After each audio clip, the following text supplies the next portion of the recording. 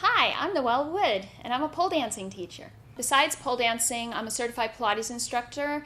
I've been involved in Pilates since 1999 and been teaching for 8 years. I've had my own studio for about 8 years. And I also have a dancer's background, mostly ballet, and I did that for 13 years. Being a Pilates instructor has been wonderful for me to be actually able to teach pole dancing, just to break down the moves in sort of an anatomical base, because I really understand where the moves are coming from. You don't want to be pulling up into your upper neck and your traps. You want to be in your mid-back. You want to be pulling from your lats. You want to make sure your biceps are engaged. You want to make sure you have abdominals. So all the abdominal work that we generally take in Pilates, you're putting it right here on the pole, and it's just a great way to even advance your Pilates work if you're looking at that as well. Pole dancing is completely exhilarating. You're getting a workout without even really noticing that you are.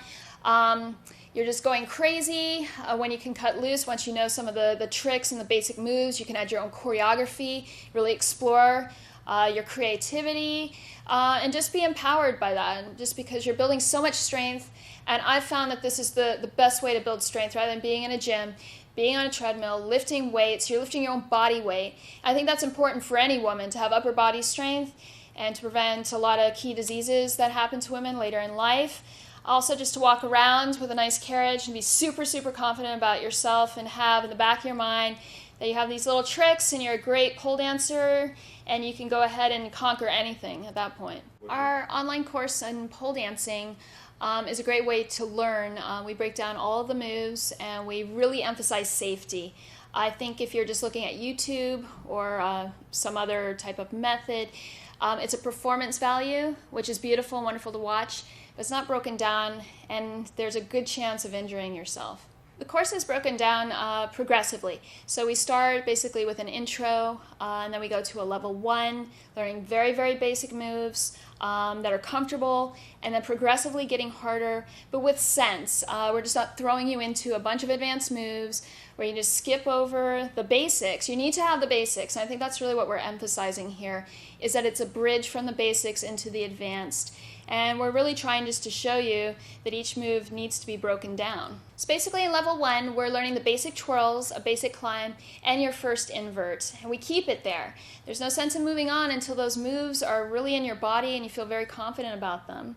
And then in level 2, we're moving on to some more twirls. They're a little bit more complicated, a little more coordination. We're increasing the climb, and then we're starting to play a little bit more with inverts that involve mainly abdominals and arms, and no longer legs and support. In level 3, we're really starting to work the body out. You need to be strong enough to move to level 3. We're learning the bracket grip, which is more difficult on the forearms and the wrist, and we're learning some crazy invert moves. But again, you need to have level 1 and 2 to be able to perform those moves. And we're getting more risky as time goes on. You need to have a crash mat. You need to make sure that you're going to be injury-free before you get to level 3. Level 4, we're getting crazy. We're going to start comboing all the twirls, make it a little bit more dancey, perhaps learning a routine. And the inverts are going to get scary, and you're going to want somebody to be there with you, or you want your crash mat. Level 5 is going to be the ultimate.